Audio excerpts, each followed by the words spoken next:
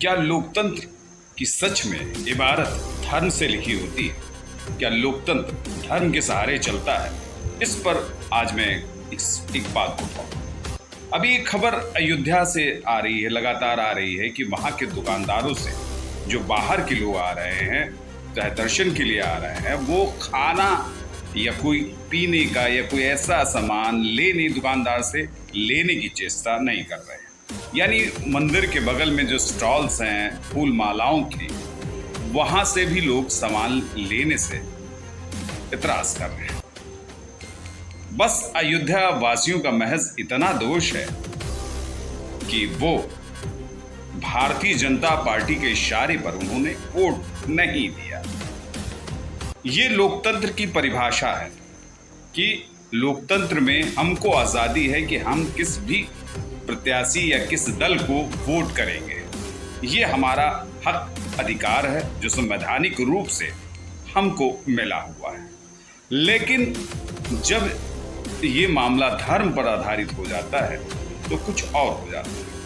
तमाम से राज्यों में ये खबर फैली भी है कि अयोध्या वासियों ने भारतीय जनता पार्टी के उम्मीदवार को चुनाव नहीं जिताया। भाजपा वहां से चुनाव हार गई। इसको लेकर तमाम से राज्यों के लोग जो बीजेपी से ताल्लुक रखते हैं और खासकर बीजेपी के तस्वीर पर चलते हैं, उन्होंने यहां आकर दुकानदारों से खरीदारी करना बंद कर दिया। ये कितना गलत सवाल है, ये कितनी गलत बात है कि ठीक है कि अयोध्या में बीजेपी के नाते राम मंदिर बना, लेकिन बीजेपी का प्रत्याशी अगर ठीक नहीं होगा तो क्या जरूरी है कि अयोध्या वासी उसको वोट करेंगे?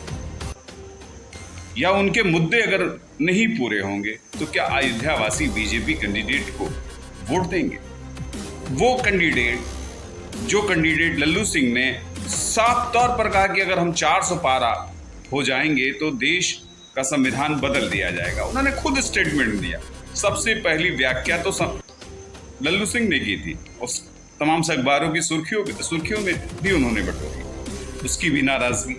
आखिर एक पासी समाज का, एक अनुसूचित समाज का व्यक्ति अवधेश प्रसाद अगर वहां का पार्लियामेंट मेंबर बन जाता, लोकसभा सांसद बन जाता है, तो क्या भ्रम की स्थिति होती है? अवधेश प्रसाद भी एक पासवान समाज से हैं और वो भी तो एक हिंदू है।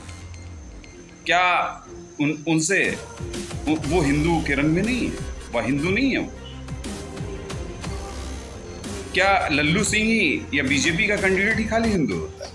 सवाल इस बात का है कि मॉरलिटी पर, संवेदनाओं पर देश को इस तरह से विचारों में